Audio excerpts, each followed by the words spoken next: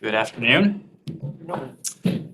I come empty-handed, except to comment once again on just how frigid it is in this room, but hopefully we can all, Well, you're just saying that it's a little bit warmer than yesterday, a little. it's not saying much.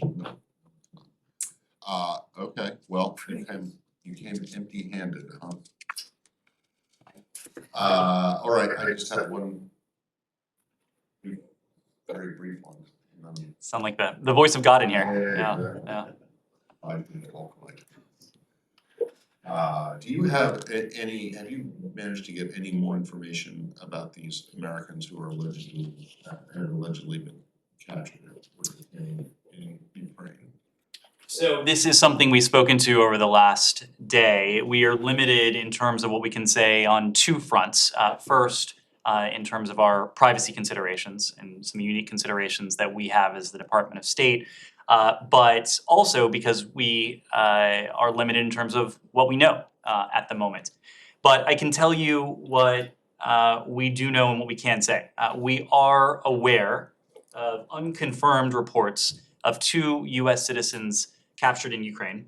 We're closely monitoring the situation. We are in contact with Ukrainian authorities as well as with the International Committee of the Red Cross and the families of the two reported missing U.S. citizens. Of course, we're not able to offer any more on that front because of privacy considerations. But the broader message, and this is something you've heard from us previously, and it's one we reiterate again today, is that we continue to urge in every way we can American citizens not to travel to Ukraine because of the attendant dangers that is posed by Russia's ongoing aggression.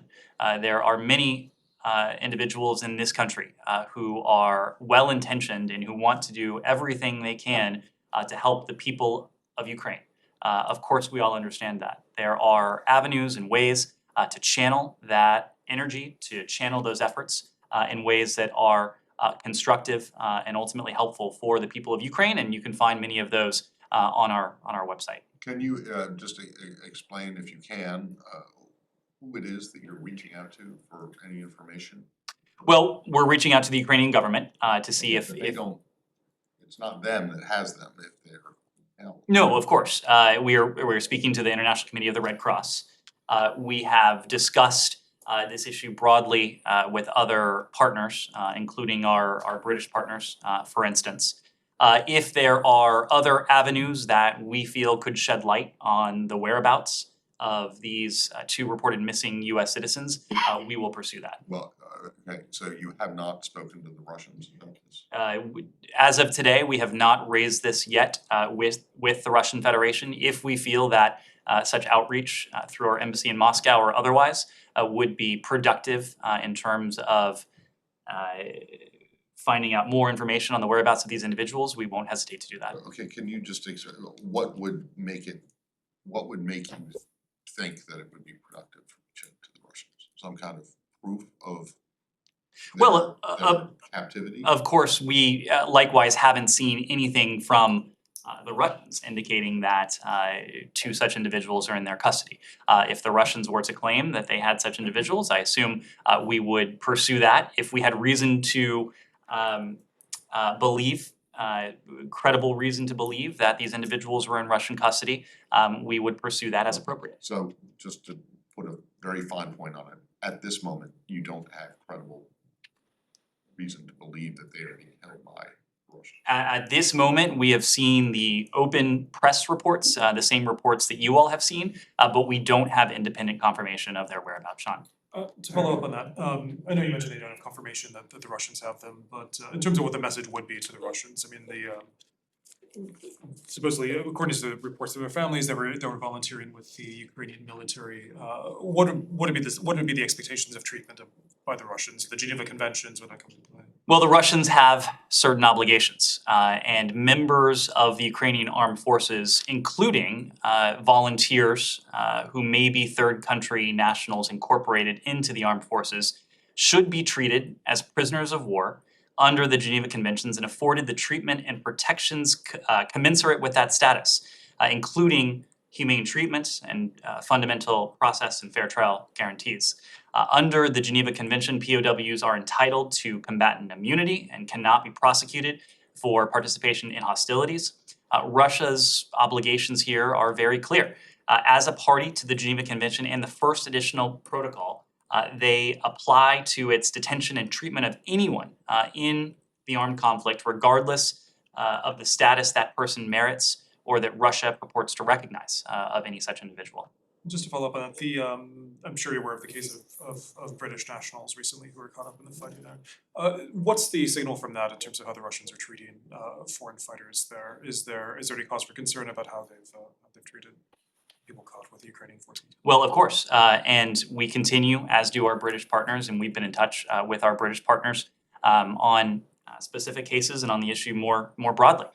The Russians have an obligation to afford humane treatment to anyone in their custody as a result of this conflict. Humane treatment and fundamental process and fair trial guarantees. Anyone who is captured on the battlefield, who are members of the Ukrainian Armed Forces, including, again, volunteers who need not be Ukrainian nationals, who could be third country nationals, should be afforded the full protections of the Geneva Conventions and the laws of armed conflict.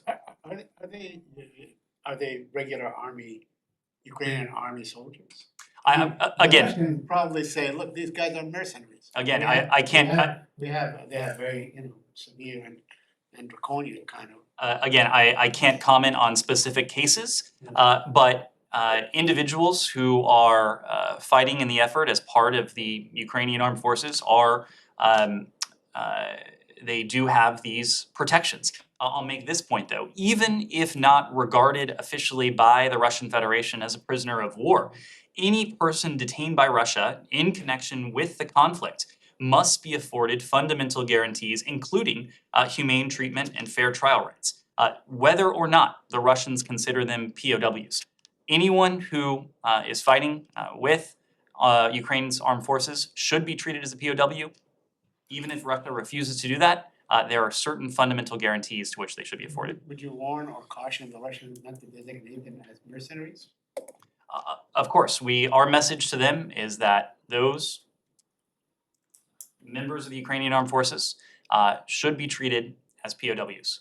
Anyone captured on the battlefield should be afforded these same basic and fundamental guarantees. Is this the first possible case of detained Americans by the Russians who were fighting in the war, or are there other cases that state is aware? There are reports of one additional American whose whereabouts are unknown. I can't speak to the specifics of that case. Unfortunately, we don't know the full details of that case. To your understanding, was this person fighting the Ukrainians, this unknown? Similarly, our understanding was that this individual had traveled to Ukraine to take up arms. Can you give a time on that, of when this person was identified as missing? This has been in recent weeks. Yes, Jenny. Thank you. Do you mind if I just do one more in one more in Ukraine? Several European leaders visited Kyiv today, and they voiced support for European Union membership for Ukraine. Obviously, the U.S. isn't part of the European Union, but do you have any stance on this in terms of what this means and what this could mean also potentially for NATO aspirations in the future? We certainly support Ukraine's European aspirations. Our support since Ukraine's independence has been to help place Ukraine on the path, to help support its European aspirations. We continue to, and to this day, continue to work with Ukraine to realize those aspirations. Obviously, this is a question for the EU, but it is also an aspiration that we fully support. Can I just go back to I just want to clarify something about when you said about anyone who was taken off captured on the battlefield should be treated as a POW. Does that mean that anyone at all, or anyone who is in uniform? Because I don't know if there's a comparison to be made. I'm sure you'll say there isn't, but what about the battlefield in Afghanistan, where clearly the United States did not treat enemy combatants as POWs? Are you making a distinction between what's going on in Ukraine and has happened in Iraq or Afghanistan? So first, when it comes to Ukraine, again, our position is that members of the Ukrainian armed forces, whether they are Ukrainians or third country nationals, should be treated as prisoners of war under the Geneva Conventions. When it comes to Afghanistan, all US military detention operations conducted at Guantanamo Bay are carried out in accordance with the law of armed conflict, also known as the law of war, or international humanitarian law, including Common Article 3 of the Geneva Conventions of 1949 and all other applicable international and domestic laws. So our position on this has been consistent. Oh, okay, so those Geneva Conventions allow waterboarding and things like that? No, well, you can smile and nod, but really? Matt, we have, These people were not treated as, and I understand if you're trying to make, if you're gonna make a distinction between those people who may be, terrorists or quote unquote enemy combatants and those who are, uniformed members of a military, but are you making that distinction, or are you saying that the US has always treated anyone it's taken prisoner That- on a battlefield as a prisoner of war? the policy of the United States has been that all US military detention operations conducted at Guantanamo Bay are carried out in accordance with the law of armed conflict, including the applicable portions of the Geneva Conventions. okay, well- Now, Well, how about we have spoken black we have sites in spoken at Europe? length, not as much during this administration, but certainly during the last administration in which I served, about the ways in which America lost its way in some very notable instances in our pursuit, in our prosecution of the war on terrorism. I'm not here to relitigate that. I think we Okay, all I'm have. not asking you, but I just wanna know, I'm not asking you to relitigate it, I just wanna know if you're making it, are you making a distinction between the two, or are you just saying that with some unfortunate exceptions, the US has always hewed to respecting the laws of war? This has been our policy when it comes to detention operations at Guantanamo Bay. Do we know for sure whether they were wearing actual Ukrainian army uniforms with insignias and all that? And a rank or anything? Saeed, as I said, I can't speak to specific cases. Yeah. Jane. Thank you. Russia, China, and North Korea. In a recent phone call with Russian President Putin, Chinese President Xi Jinping said the Russian war was justified and supported Russia. What is your comment on China's support of the unjustified Russian war? The alignment and the partnership between China and Russia is something that we've spoken quite a bit about, and including in recent weeks. Secretary Blinken noted it during his speech recently on our approach to the PRC. To put it bluntly, we're concerned about China's alignment with Russia. We have noted statements from the PRC claiming that China is neutral, but its behavior, its rhetoric, its actions suggest that it is anything but. It is still investing in close ties with Russia. We've seen this from the earliest days of this conflict, even before this conflict, as Russia amassed its forces along Ukraine's borders. President Xi, on February 4th, about 3 weeks before the invasion began, when it was quite clear what was likely to happen, chose to announce what the PRC and Russia called a quote-unquote no-limits partnership. And in the joint statement that emanated 5,000 words from the meeting between those two world leaders, they put forward a vision of the world order that is profoundly illiberal, that is profoundly different from the vision of a free and open Indo-Pacific and beyond that the United States and our partners have not only espoused, but have sought to promote and protect. The vision that they put forward is a world in which might makes right, a world in which, contrary to decades of PRC statements regarding the inviolability of state sovereignty, where big states can bully small states, where countries are not able to exercise the discretion to choose their own partnerships, to adopt their own foreign policy, where in many ways coercion is the name of the game.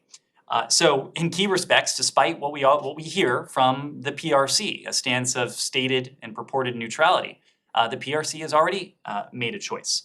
And more than 3 months now into Russia's invasion of Ukraine, China, despite the atrocities that have been committed, despite the violence, despite the loss of life, despite the global implications, including when it comes to food insecurity, not only in the region, but well beyond, China is still choosing to stand by Russia.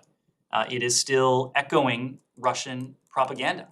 Very disturbingly, it is echoing and propagating what are very clearly very dangerous Russian lies on many fronts.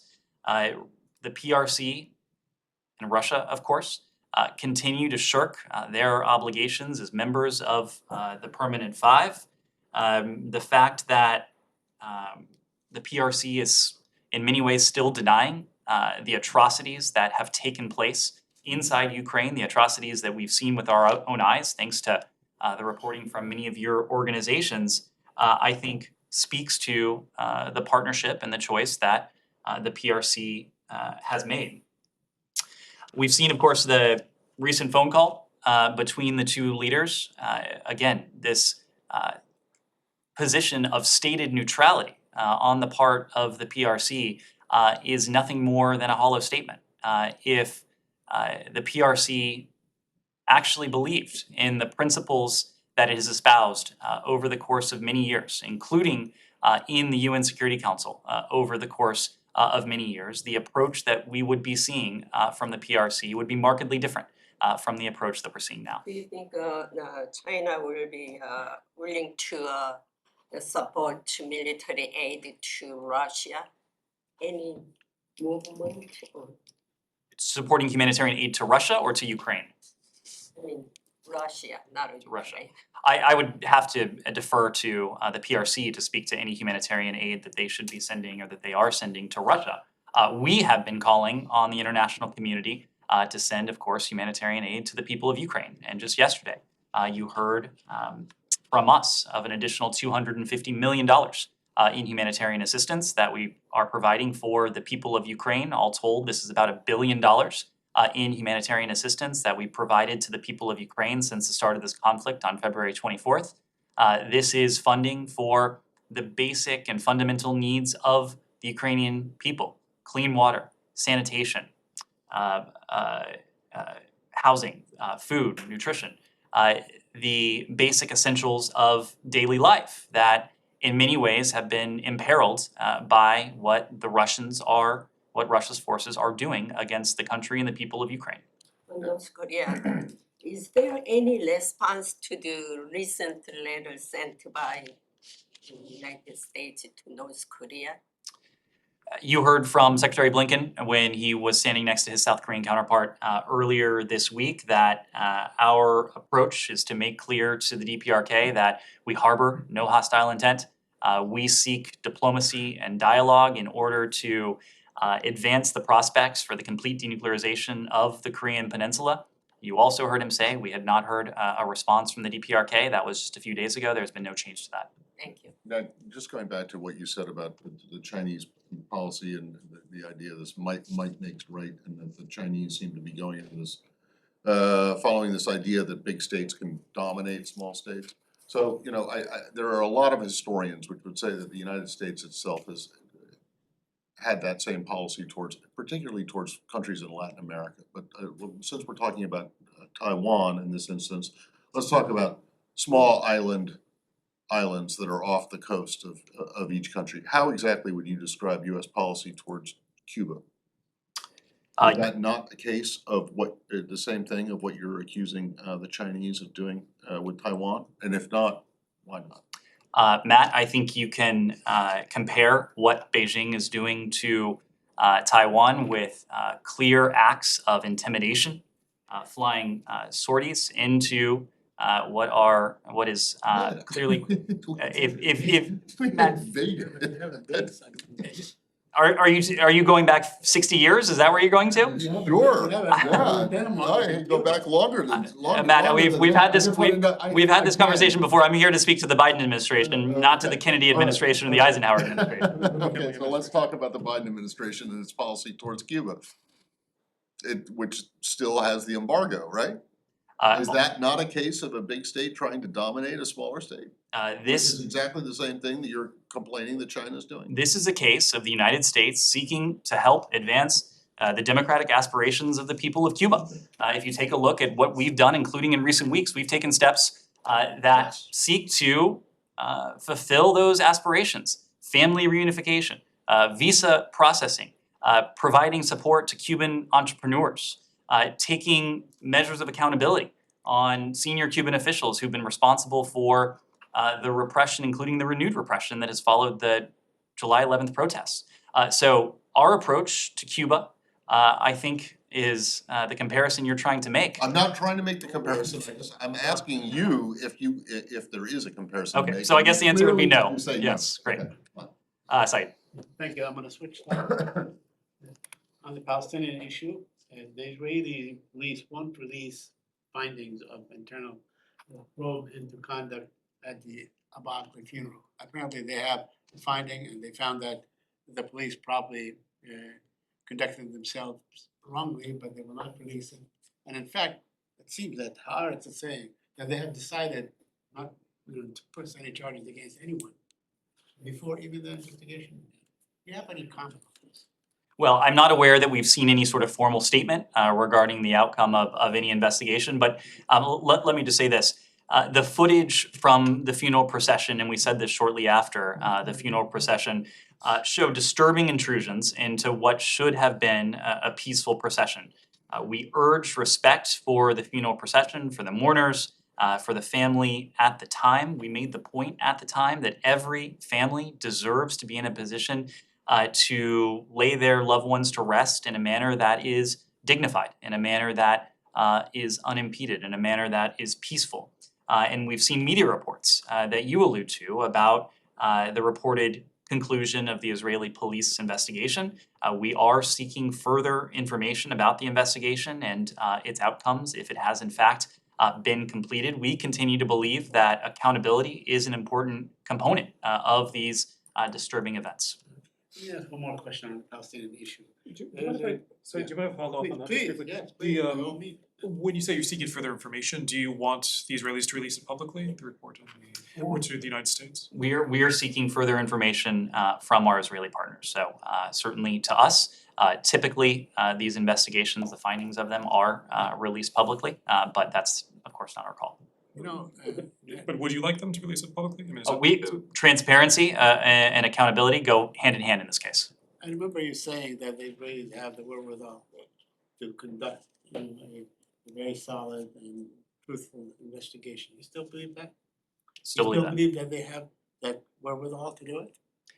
Certainly have the capabilities to do it. Okay, And we continue to call on the Israelis to do just that, both in the case of the funeral procession and in the underlying event. Of course, the tragic, horrific killing of Shireen Abu Akleh. Let me ask you about Gaza. You know, it's been 15 years since Gaza became under siege, basically. By land, by sea, by air, all these things.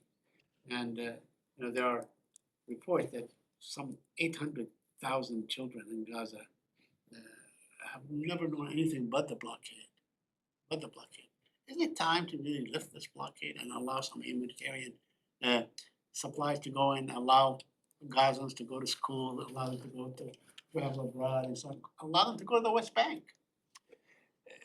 Saeed, when we came into office, we made a point of revitalizing relationships that had completely atrophied or disintegrated over the prior 4 years.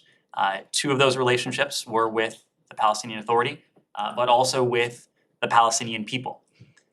It is important to us that we are in a position to be a humanitarian leader around the world, and that includes for the Palestinian people, and that includes for the Palestinian people in Gaza. We are providing assistance to include shelter, food, relief items, healthcare, as well as mental health and psychological support for those who've experienced trauma. As we do around the world, we'll provide this assistance in the West Bank and Gaza through experienced and trusted independent partners on the ground who distribute directly to people in need. The point we've made consistently when it comes to this conflict and this dynamic is that Israelis and Palestinians alike deserve equal measures of security, of stability, of peace, of freedom, and critically of dignity.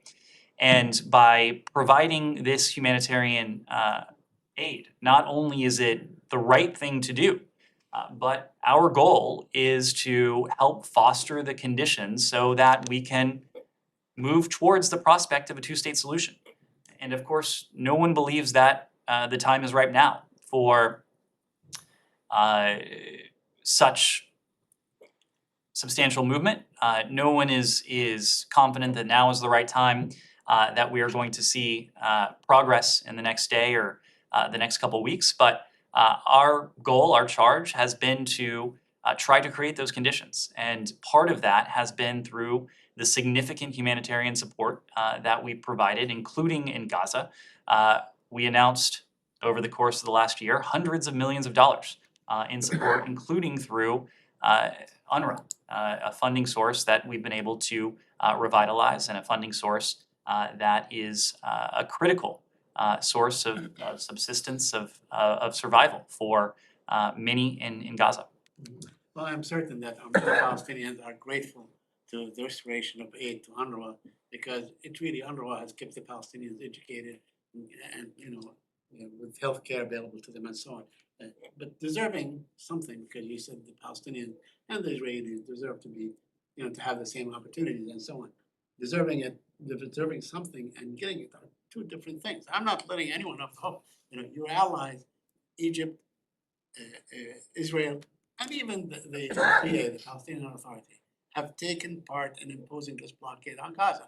I'm asking you, hasn't the time come to lift this blockade? The time has come to do all we can to support the people, the Palestinian people in Gaza. That's what we are doing, including through our humanitarian assistance. Yes. On this, Thank you. please, did the administration ask Israel not to take any steps regarding settlements before the president's trip to Israel and the West Bank?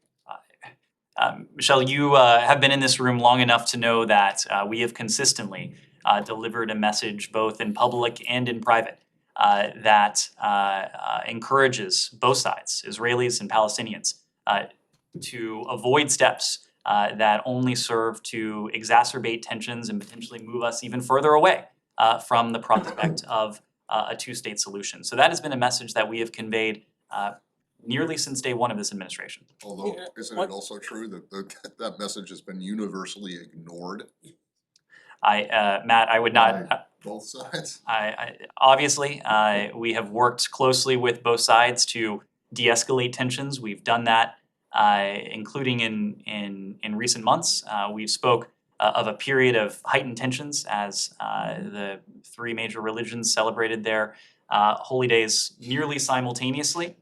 It was during that period. It has been in the weeks since that we've continued to work very closely. The secretary has had a number of calls with the foreign minister, Foreign Minister Lapid. He's had a number of calls with President Abbas. As you know, Barbara Leaf was just in Ramallah meeting with President Abbas. Barbara Leaf was just in Israel with our Israeli counterparts as well. So we continue to send that very clear message. Yes, Yes. please. You said you're encouraging, always you've been saying encouraging both sides to refrain from doing those kind of things. But what if encouraging has been proven years and years is not working? I'm sorry, I missed the last part of the question. What if encouraging, the Israeli in this case, about the settlement, what if encouragement policy is not working? If there is any alternative? We continue to believe that a two-state solution is in the best interests of Israel and the Palestinian people. Again, only through a two-state solution can Israel's identity as a Jewish and democratic state be guaranteed living next to a sovereign independent state for the Palestinians. That continues to be our long-term goal. Of course, as I said before, it is a long-term goal because the conditions are not right for it at the moment. To your point, we are doing what we can in the moment to de-escalate tensions and to support those underlying conditions, including through our humanitarian assistance to the Palestinian people, so that we can one day, and hopefully one day before too long, get to a point where the time is right to engage in direct talks, to move much more directly towards that two-state solution. Yes. Thank you, Ned. I have 3 questions on my favorite topic, Iran. So yesterday there was a hearing, classified hearing in Congress where Rob Malley attended and Brett McCarthy. Senators were, when they came out after the hearing, they were pessimistic. And Marco Rubio said that it's inevitable that Iran will have a nuclear bomb. Do you share this pessimism? And can you just update us on anything regarding potential talks or lack of them on the nuclear issue? That's number 1. So we do not believe it is inevitable that Iran will have a nuclear weapon. And in fact, President Biden has made a commitment that Iran will never acquire a nuclear weapon. Senator Cardin, coming out of the briefing yesterday, he called it one of the more informative and significant classified briefings that he had experienced. He said, as to the different options that are available, it was very informative. There have been a number of senators, of course, who have voiced their opinions on the question of Iran's nuclear program. The fact is that it's a challenge, and it's an exceedingly difficult challenge where there are few, if any, good options. And we are where we are in large part because of decisions that were made before this administration came into office. We still believe there is the potential to conclude a mutual return to compliance with the Joint Comprehensive Plan of Action if Iran were to set aside issues that are extraneous to the JCPOA and to focus on the contours of the agreement that have been on the table for some time now. We're continuing to push for that and to work closely with our European partners towards that end because we continue to believe, as do a number of lawmakers on the Hill, and you heard from several of them yesterday, we continue to believe that it would be profoundly in America's national interest if we were able to return to mutual compliance with the Iran deal, principally because it would require Iran to once again be limited by the strictest, the most intrusive inspections and monitoring regime ever negotiated, and subject to the strict limits that the JCPOA places on Iran's nuclear program. Now, it's an open question if we can get there. There's a lot to suggest we won't be able to, but we are and have been preparing equally for scenarios where there is a mutual return to compliance with the JCPOA and the scenario where there is not, and a scenario where we will continue to work closely with our partners and allies, but working with those same partners and allies, we will pursue a different approach that will nonetheless ensure that we're able to live up to the commitment President Biden has made that Iran will never be able to acquire a nuclear weapon. Okay, I'm not going to ask you about Plan B because I know the answer, but we have seen widespread protests in Iran. I'm bringing you back to different administrations that Matt was alluding to. During the Obama administration, there was a Green Movement. Do you think that this can, be closer to anything that could be harnessed or be interpreted as a protest against the regime, or do you think it just basically it's just people asking for basic demands, considering what's happening in terms of prices, etc.? And will the administration support these protests? Well, we've seen this dynamic previously in Iran, that they usually start with a approximate cause, and then they expand to take on a broader cause. What we're seeing now is brave Iranians demanding that their government address their legitimate concerns. Iran's government's mismanagement and neglect have left the Iranian people with their most basic needs largely unmet. And we condemn the use of violence against peaceful protesters. We support the human rights of Iranians to peacefully assemble and express themselves without fear of violence or retribution. And this is the very same message that we've delivered the world over. The Secretary has made clear as well that we condemn the partial or complete government-imposed internet shutdowns, among other tactics that we've seen the Iranian government attempt to resort to prevent the exercise of freedom of expression online and to restrict the ability of independent journalists to serve the public. As we do around the world, we support the right of peaceful protesters. And since 2014 in this case, the Treasury Department has authorized the provision of a wide range of personal communication software and services to Iranians. This is something that we do around the world to see to it that efforts on the part of governments to stifle the ability of their citizens to communicate, to exercise their fundamental rights to freedom of expression, to freedom of assembly, cannot be trampled. And we'll continue to work with the private sector and the Treasury Department to identify additional measures to support and facilitate the free flow of information inside of Iran. One last question on Iran. We have seen lately an assassination of many Iranian scientists. That cannot be a coincidence. So do you think this is like part of a containment policy when one of your allies, in the face of the much talked about the Iran talks are not going anywhere? I'm just not in a position to comment one way or the other on that, but we have a commitment. It's a commitment we share with many of our allies and partners around the world that Iran will never be able to acquire a nuclear weapon. Can I just ask you about your choice of a senator that you wanted to quote after that hearing? Is Senator Cardin the only person who you could find who came out of that hearing having been impressed? And the reason I'm asking is because if you don't remember, I'll remind you how he voted on the JCPOA back in 2015. He voted against it. And Matt, the fact is that there are a number of, I don't want to speak to lawmakers, but I will speak to. Well, do you have anyone else there that you can cite? I will speak Or was to. he the only one? I will. And if he was the only one, you might want to ask your people who gave you that. No, but why- Matt, why choose someone who voted against it? No, but I think that's actually an important point. There are a number of countries, there are a number of world leaders who in 2015 weren't enthusiastic about the JCPOA. But given where we are now, given the awful choices that were made before this administration came into office, there are a number of world leaders, and I don't want to speak for lawmakers, but there may be lawmakers in this country who find the JCPOA as the best alternative to what we have now. So you think that his comments were indicative of him I'm potentially changing his vote? Of course Or- not speaking to Senator or Cardin or Senator Menendez or Senator Coons or essentially everyone on the committee except for Senators Van Hollen and Murphy.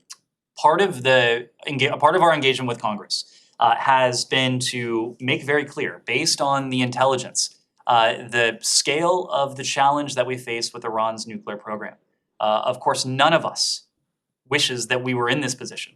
We wouldn't be in this position if the last administration had not decided to scrap the JCPOA that was manifestly working according to this building, according to our intelligence community, according to the IAEA. But we don't have the option of going back in time. We do have the option of going back into the JCPOA. If we were to go back into the JCPOA, we would be in a better position vis-a-vis Iran's nuclear program. The fact is, and yesterday the briefers went into more detail, and they have in the past as well, the breakout time has diminished significantly. It can now be measured not in months, not in a year, as it was upon the implementation of the JCPOA in January of 2016, but in weeks or potentially even less.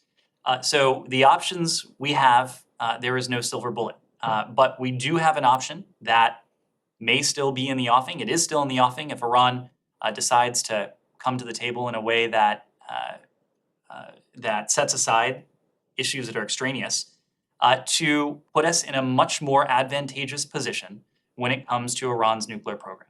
Now, one final point on this. Iran's nuclear program is the most proximate challenge and threat we face from Iran. But it, of course, is not the only one. It's ballistic missile program, support for proxies, it's support for terrorist groups, it's exportation of instability throughout the region. All of these things are challenges, threats that we could address much more effectively were the challenge of a nuclear, unconstrained Iranian nuclear program no longer on the table. If we're to set that aside, we would have much more bandwidth and ability to address challenges that are also urgent and important to us and our partners. Yes, Shannon. On sanctions levied against Russia, there are reports that some administration officials are increasingly questioning their efficacy, whether they're hitting average citizens harder than the Kremlin, and whether they're significantly driving up global inflation. Now, does the department still stand by its strategy, and what level of collateral damage is acceptable? We do still stand by our strategy, and it is a strategy that is not only targeted, it is targeted at the Kremlin, it is targeted at the cronies and support networks behind key decision makers in Russia. It is a strategy that entails not only financial sanctions, but export controls that both in the near term and even more so over the longer term starve Russia of what it needs for its industrial base, for its technological base, for its defense base, and other critical and strategic sectors. I think you can look at a number of metrics that point to the effectiveness of this strategy. I saw a report today from the Russian central bank, the Russian central banker, in which he conceded the point that Russia's economy would not be the same as it was prior to February 24th. Prior to February 24th, we repeatedly made the point, together with our partners and allies, that we would enact measures that were significant and severe if Russia were to go forward with its invasion. Russia has made the choice that it did. We, in turn, followed through on the commitment that we made. Now, there are important carve-outs when it comes to our sanctions as well. We've spoken of the need to maintain a steady global supply of energy. So there are applicable carve-outs there. We have spoken of the imperative of doing everything we can, contrary to what Vladimir Putin is doing, to combat this challenge, this growing challenge of food insecurity. It is President Putin whose forces are destroying grain silos, who have destroyed ships at sea carrying grain and foodstuffs, who have destroyed agricultural fields and crops, and who are now continuing to enact a blockade that is preventing Ukrainian ships laden with 20 or more tons of grain from leaving port and going to destinations around the world. That is what Vladimir Putin is doing. What we have done is to ensure that all of our sanctions have applicable carve-outs so that fertilizer and food is not subject to any of the measures that we have put in place.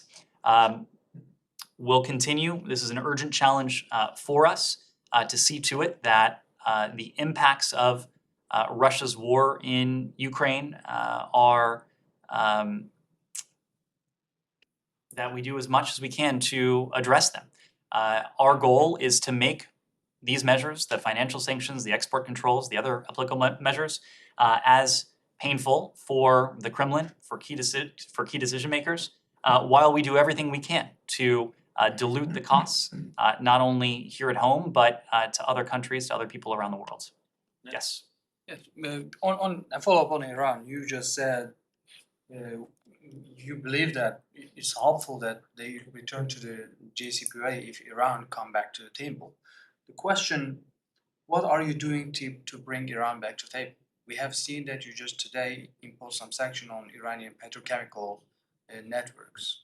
What are you doing to bring Iran? And is there a deadline for that deal? Is there a deadline that if that deal is not being signed, then there is no meaning to go through? There is a deadline.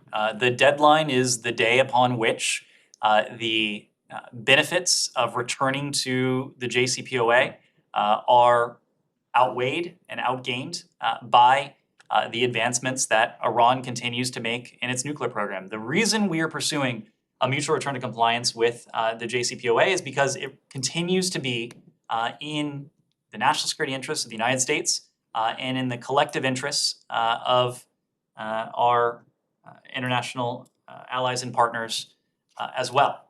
That won't always be the case, and it won't always be the case precisely because Iran is continuing to take steps that would be otherwise prohibited under the JCPOA, spinning advanced centrifuges, stockpiling levels of uranium, stockpiling heavy water, doing everything that, were it to once again be subject to the strict limitations of the JCPOA, would be off the table.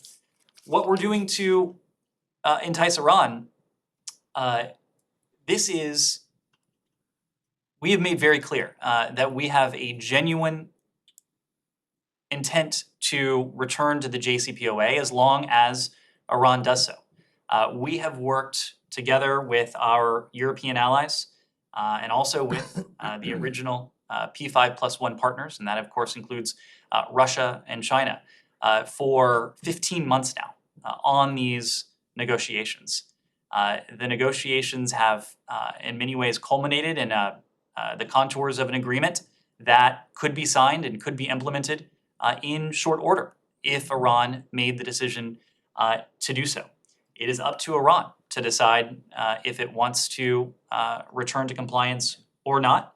If Iran chooses not to do so, if it chooses to continue to raise issues that are extraneous to the JCPOA, we have other options that are available to us. These are other options that we've discussed with our allies and partners over the course of many months, and we'll pursue them. We are talking about weeks for breakout time. You have been from this podium saying that Iranians are away just for weeks from acquiring it. When is that deadline actually?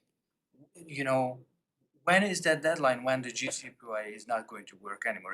Iranians are just far away from the nuclear weapon for weeks. The deadline is when it's no longer in our national security interest to pursue it. It continues to be the case that mutual return to compliance would put us in a far preferable position to where we are now. But again, that won't always be the case. And also another topic. Greece is increasingly arming the islands just miles away from Turkey that are limited under certain agreements. What is the U.S. position on this topic, and do you endorse this militarization of islands? Our position on this is the same one you heard a couple weeks ago, and the sovereignty and territorial integrity of all countries should be respected and protected. We continue to encourage our NATO allies, Greece and Turkey in this case, to work together to maintain peace and security in the region and to resolve their differences diplomatically. We urge our allies to avoid rhetoric that could further raise tensions. Greece and Turkey, of course, are both strong partners. They're key NATO allies to the United States, and we will continue to urge both of them to de-escalate tensions. Yes? Thank you so much. This is Jahazev Ali from Airline News in Pakistan. We have seen a rise in Islamophobia in India. A few weeks ago, members of Indian ruling party BJP made demeaning comments about Prophet Muhammad. On this, there are protests going on in India while the houses of protesting Muslims are being bulldozed. Would you like to say something about these hate crimes committed by Indian government against Muslims and other minorities? Well, this is something that we've condemned. We've condemned the offensive comments made by two BJP officials, and we were glad to see that the party publicly condemned those comments. We regularly engage with the Indian government at senior levels on human rights concerns, including freedom of religion or belief, and we encourage India to promote respect for human rights. The Secretary said when he was last in New Delhi last year that the Indian people and the American people, we believe in the same values, human dignity, human respect, equality of opportunity, and the freedom of religion or belief. These are fundamental tenets, these are fundamental values within any democracy, and we speak up for them around the world. Sir, India and other Asian nations are becoming an increasingly vital source of oil revenues for Moscow despite strong pressure from the US. Are you still talking with the Indian authorities on that? Offering something else, man, you can sell more oil to them they don't get from the Moscow. We have had a number of discussions with our Indian partners, and the point that we have made is that every country is going to have a different relationship with Moscow. India's relationship with Russia is one that developed over the course of decades. And it developed over the course of decades at a time when the United States wasn't prepared or able to be a partner of choice for the Indian government. That has changed. This is a legacy of a bipartisan tradition now that has been the case for more than 2 decades. It goes back really to the Clinton administration, certainly to the George W. Bush administration, where United States has sought a partnership with India, has sought to be a partner of choice for India, including when it comes to the security realm. Now, this is not a partnership that we were able to build in the course of days, weeks, or months. I mentioned before that India's relationship with Russia was built up over the course of many decades as countries reorient their relationship with Moscow, as we have seen many of them do. This will be a gradual process. But throughout it all, we have made clear to our Indian partners that we are there for them. We are ready and able and willing to partner with them, and we've done just that. Of course, we had a 2+2 dialogue with our Indian partners not too long ago. We will see Prime Minister Modi once again in the context of the I2U2, the arrangement we have with Come up with a better. the UAE and Israel along with India, incorporating India into many of the partnerships we have, including, of course, the Quad. And that is a group that this administration has sought to revitalize and has done so at very high levels, including at the leader level on 4-time and So I have 4-day. one last question. Has there been progress in US-Pakistan relations under the new Pakistani government? Because we have seen the former Prime Minister Imran Khan still selling the conspiracy theories. So is there any progress or contact with the new Pakistani government? Well, we have had a couple occasions now to meet with representatives of the new Pakistani government. When we were in New York last month for the Food Security Ministerial, Secretary Blinken had an opportunity to sit down with his Pakistani counterpart to meet him face to face in his position for the first time. It was a very good, constructive discussion regarding the full range of issues, including the issue of food security. We were there in New York at the time to deal with it and to deal with the many after effects of Russia's invasion of Ukraine. That was also a topic of discussion. But Pakistan is a partner of ours, and we will look to ways to advance that partnership in a manner that serves our interests and our mutual interests as well. Jenny. Do you have any update on Brittany Griner and Paul Whelan? Has there been any contact between the US and Russia since her pretrial detention was extended?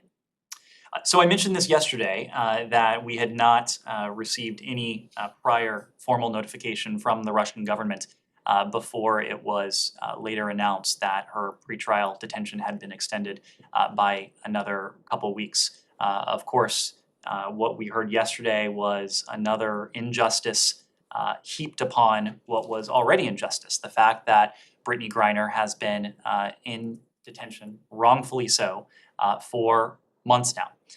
Similarly, with Paul Whelan, someone who has been in Russian detention for years. We have called for the release of both of them beyond make these public calls. We are working assiduously behind the scenes, quietly, to do everything we can to see to it that they are released as soon as possible. And those are efforts that continue So day no in, day out. conversations since the extension then? I don't have any to read out to Can I you. quickly follow up on the third missing American in Ukraine? I know you're limited by the Privacy Act, but does the State Department have an understanding of who this individual is, and are you in touch with their family? We are in touch with the family, yes, Ian. Can you give a sense of whether there's any update on plans to free up the grain from Ukraine and what the assessment of the department is on the state of the talks in terms of Russian security assurances or any talks? Sure. So, as I mentioned before, this is something that we have been focused on because it is a very clear implication of Russia's aggression against Ukraine. We're working tirelessly to help the Ukrainian government assess alternative routes to increase the capacity at cross-border points and to explore the use of mobile equipment, among other tactics, as well as temporary storage solutions, to help move some of this grain out from Ukraine. In May, of course, don't want to paint a rosy picture here, but in May, these efforts, combined with the collaboration with the EU and other international partners, assisted the Ukrainian government export 1.7 million metric tons of grain. That was more grain than had been exported the month prior. Now, it is nowhere near where it needs to be in terms of Ukraine's export capabilities, and so that's why we continue to look at alternative solutions. As you know, Secretary General Guterres of the UN has been working very closely with our Turkish allies, with our Ukrainian partners, and with the Russians as well to explore potential solutions in maritime routes. The fact is that there is one individual who could have an overwhelming effect on the availability of Ukraine's grain today, tomorrow, and that's Vladimir Putin. If the blockade against the ports were to be lifted, that would free up tons of Ukrainian grain that has been sitting in ships that have been blocked in port for months now. We continue to call on the Russian government to do what it can, and it can do a lot, to alleviate this growing challenge of food insecurity. Until and unless we see a change in Russia's posture, we'll continue to work with our Ukrainian partners. We'll continue to support the efforts of our Turkish allies, of the UN Secretary General, to devise alternative solutions. Can I ask you a question on- I'm gonna move around, so yes, please. on Saudi Arabia? Okay, yes. Indo-Pacific region. White House coordinator Kurt Campbell said today, the United States, Japan, Australia, New Zealand, UK, and France will announce the new Pacific Islands Initiative next week. Could you tell us a bit more about it? I'm not in a position to speak to it, but it sounds like we'll have more details before too long. A couple final questions, yes. Going back to human rights violation in Iran, yesterday United Nations High Commission for Human Rights published a letter signed by 11 human rights experts warning about violent civil society crackdown happening in Iran. In recent days, we are witnessing a very widespread crackdown against different communities, teachers, retired communities. Any reaction do you have about the OHCHR's letter? This is related to what we were just saying about the fundamental rights of the protesters in Iran to peacefully express and to exercise their basic and fundamental rights. We applaud the work of the UN human rights experts. They expressed, quote, serious concerns about a violent crackdown against civil society in Iran, including members of workers' unions and teachers arrested for protesting their low salaries and their poor working conditions. The experts urged accountability for those responsible for using excessive force against the peaceful protesters. They said that they were alarmed at the recent escalation of allegedly arbitrary arrests of teachers, labor rights defenders, union leaders, lawyers, human rights defenders, other civil society actors. They went on to make the point that in the absence of meaningful channels of participation in Iran, peaceful protesters are now the sole remaining means for individuals and groups to express themselves and to share their grievances with the authorities. And they were deeply concerned that the first response by the authorities is that of excessive use of force against the protesters. That is certainly a concern of ours. It's why we condemned the use of violence against these peaceful protesters.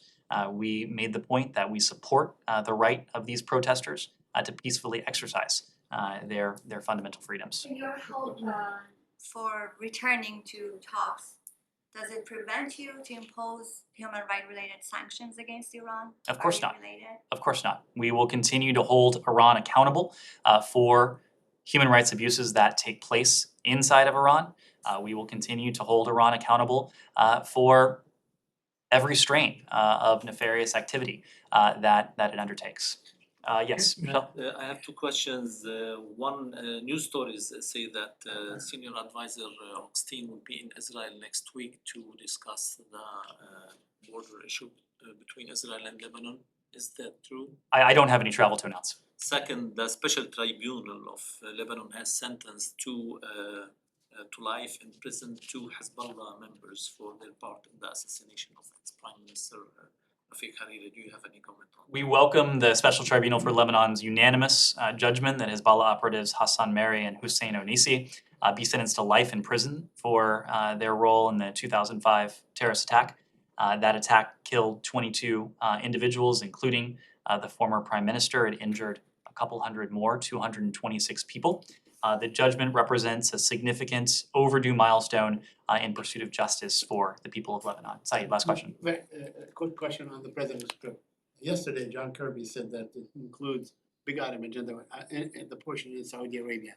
I think suggesting that there may be some sort of announcement on Yemen. Do you expect anything regarding war in Yemen on this trip?